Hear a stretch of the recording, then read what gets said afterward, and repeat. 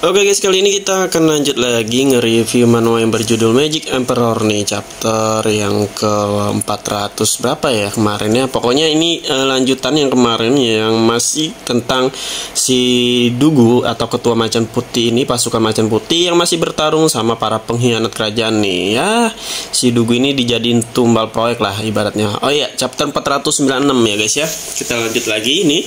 Ini yang gue sedang gambar itu ketua dari pasukan macan putih ya, atau disebut namanya Dugu.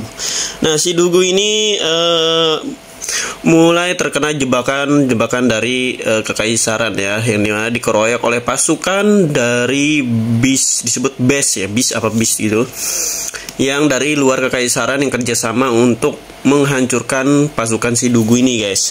Nah, di sini juga si Dugu ini masih belum tahu lah ya, belum tahu kalau ternyata si pengkhianat dari kerajaan itu yaitu ya kaisar sendiri. Mereka yang nyuruh beberapa pasukan untuk ngancurin atau membunuh seluruh pasukannya si Dugu aja sih sebenarnya. Nah, niatnya sih emang si kaisar ini pengen menguasai seluruh pasukannya di kekaisaran. Nah, Dugu ini kan memiliki pasukan yang hampir sebanding lah sama kaisar.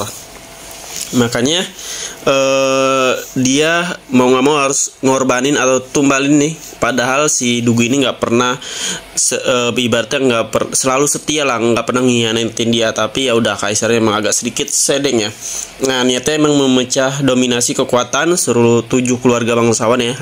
Nah, sisa ini nih menurut kaisar deh. Padahal yang seharusnya dari posisi kaisar pengen manfaatin John Van untuk menghancurkan 7 keluarga bangsawan, malah kekuatan yang terpecah ya, 7 keluarga kekaisaran itu terpecah itu malah menyatu sama klan Loa yang dimiliki oleh si John Van. Makanya di sini si kaisar pun nggak memprediksi kalau ceritanya bakalan begini. Akhirnya bakalan kalau berpihak pada John Van, yang padahal si John Van ini mau dijadiin juga tumbal ya, itu kambing hitam lah ya. Tapi di sini malah si kaisar sendiri kena senjata yang makan tuan. Nah, di sini kemungkinan masih terus berlanjut pertarungan ya, sampai nanti emang awalnya kita lihat nggak terdesak. Nah, si siapa tuh namanya, nggak terdesak lah si Dugu ini. Tapi nanti lama-kelamaan kan banyak tuh yang ngebantuin dari pengkhianat itu tuh buat ngelawan, semakin banyak lah musuhnya. Dan mau nggak mau si Dugu ini terdesak sama pasukannya dan mau nggak mau mundur ke hutan yang nggak tahu nih, yang disebut hutan terlarang atau apalah itu. Nah, di sini John Van pun belum sampai turun tangan. Nah, John Van ini juga cerdas, dia memanfaatkan segalanya lah ya. Karena kalau sampai turun tangan juga si Dugu emang bisa selamat, tapi nggak bisa aja setia sama klan Low. Tapi kalau ini Dugu sampai meninggal ya mau nggak mau mereka sisa-sisa pasukan beralih ke klan Low ya kan, karena di situ juga ada adik angkatnya dari Dugu, maksudnya anak angkatnya Dugu, yang Dugu ini punya beberapa banyak anak ya, yang dimana ya udah akrab semuanya nih. Nah, lalu lanjut nanti pun Raja Bes dari Dugu nanti pada disergap tuh ya. Nah, ada pengkhianat di dalam pasukannya si Dugu. Bukan pengkhianat sih, mungkin disangkanya si Dugu ini kedatangan siapa ya namanya, gue lupa.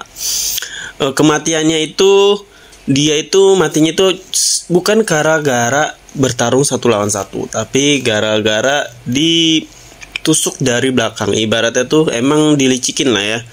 Karena mungkin kalau lawan satu nggak ada yang, mungkin bakalan banyak korban. Makanya nanti datang dari disangkanya itu titah dari kaisar, tapi sebenarnya itu adalah yang emang niatnya datang membunuh si Dugu ini guys. Wah, sedih banget ya, parah emang. Setelah itu, oh ya, namanya penjaga hantu guys, pakai topeng itu tuh. Nah, yang tau lah kalian tuh yang nggak punya tubuh, yang cuma jiwa doang ya. Nah, di sini pun di tengah-tengah nanti kematiannya si Dugu ini ya, si Dugu bakalan sadar bahwa ternyata kaisar udah ngebuang nih pengkhianat ya kan.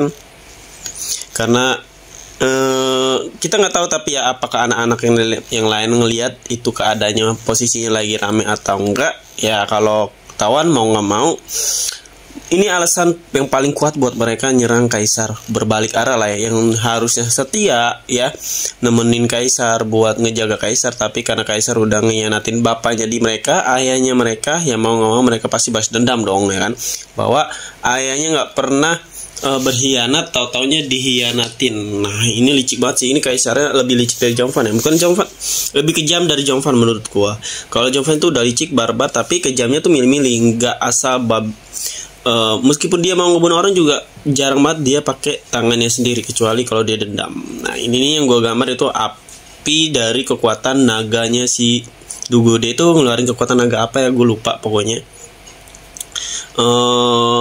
Kayak semacam tameng untuk ngelindungin mereka ya, atau barrier ya, kalau sihir itu disebutnya kayak tameng gitu, yang ngelingkarin sihir mereka tuh biar nggak terkena kekuatan dari luar ya, terkena serangan dari luar. Nah ini pun dia lagi sedang memegang pedang yang sangat-sangat kuat. Nah ini udah gue selesai ya. Nah ini ilustrasi yang meskipun nggak terlalu mirip, tapi nggak tahu sama, tapi mirip aja sedikit ya.